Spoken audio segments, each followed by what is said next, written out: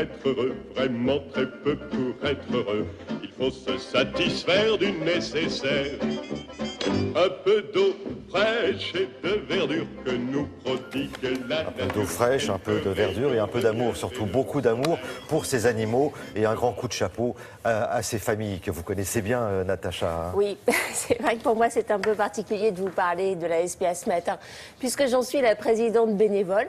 Néanmoins, c'est un sujet d'actualité dans le monde animalier. La SPA a lancé il y a 6 mois un grand programme, le programme des familles d'accueil. L'objectif est simple. En France, il y a 100 000 animaux abandonnés par an, principalement des chiens et des chats. 40 000 animaux parmi ces 100 000 sont recueillis par la SPA. Mais on a fait un constat malheureux, c'est que certains animaux ne trouvent pas de famille. Alors, pour quelles raisons? Souvent, ils ont un âge un petit peu élevé ou ils ont une pathologie lourde et ils peuvent rester plusieurs années en refuge. Une situation qui n'est pas enviable, bien sûr. Donc, le programme des familles d'accueil est très simple. Des familles se portent bénévoles, sont candidates, elles postulent et à ce moment-là, on essaie de trouver un animal qui est en échec d'adoption, qui correspond au mode de vie de cette famille et à l'engagement que la famille veut bien mettre. Parce que finalement, prendre un animal en échec d'adoption, c'est souvent accepter de s'occuper d'un animal qui peut avoir une maladie, qui nécessite des soins, donc du temps, ou d'un animal âgé qui lui aussi va nécessiter une approche un peu particulière.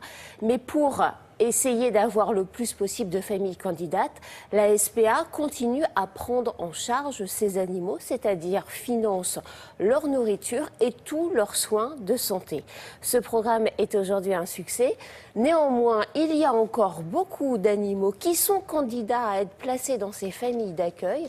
Nous avons rencontré d'une part une bénévole qui s'occupe du bureau des familles d'accueil et d'autre part une famille d'accueil parisienne qui a recueilli un petit chat. Regardez.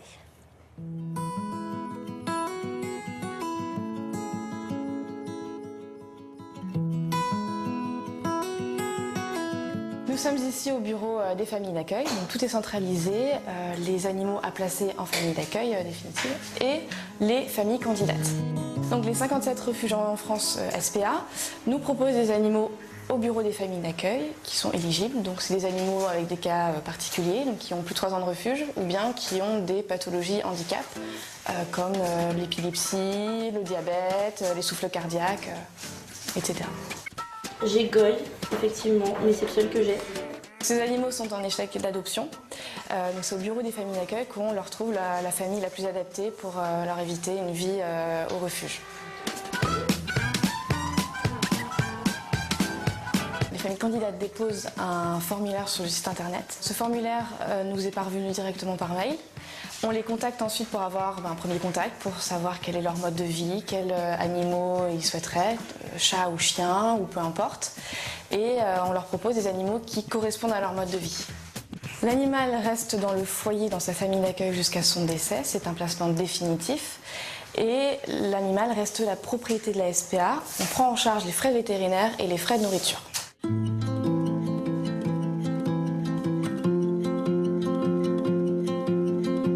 Pépette, elle a 9 ans et elle a passé plusieurs années en refuge. C'était l'occasion pour elle d'avoir un foyer. Voilà, je travaille la journée, mais bon, elle a quand même son lot de caresses. En l'apprenant, je savais qu'elle allait avoir des traitements de temps en temps. Ça m'a pas dérangé plus que ça parce que je sais qu'elle sera mieux ici et au final, ça me dérange pas de lui donner des gouttes dans les yeux, un médicament avec sa pâtée. Le fait de savoir aussi que le vétérinaire était payé par l'association et les nourritures, au final, ça me laisse quelques frais à ma charge, mais que je peux largement supporter. Plutôt que prendre un chat dans une animalerie, alors qu'il y en a déjà plein à la SPA qui en plus sont parfois là-bas depuis plusieurs années, c'est vraiment ça qui m'a motivée. Depuis 6 mois, depuis le lancement de ce dispositif, il y a eu environ une centaine d'animaux placés, chats et chiens.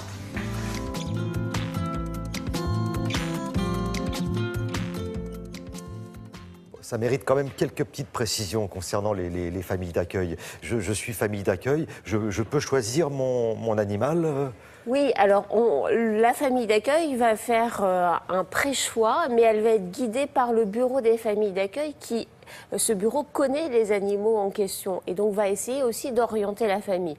Mais bien sûr que la famille est décisionnaire sur l'animal qu'elle va accueillir, d'autant plus qu'elle le garde chez elle jusqu'à la mort de cet animal. C'est vraiment un placement définitif qui permet de sortir des animaux des refuges.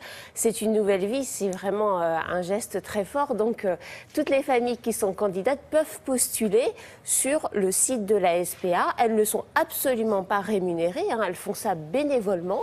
Simplement, l'animal, lui, est pris en charge financièrement par l'association.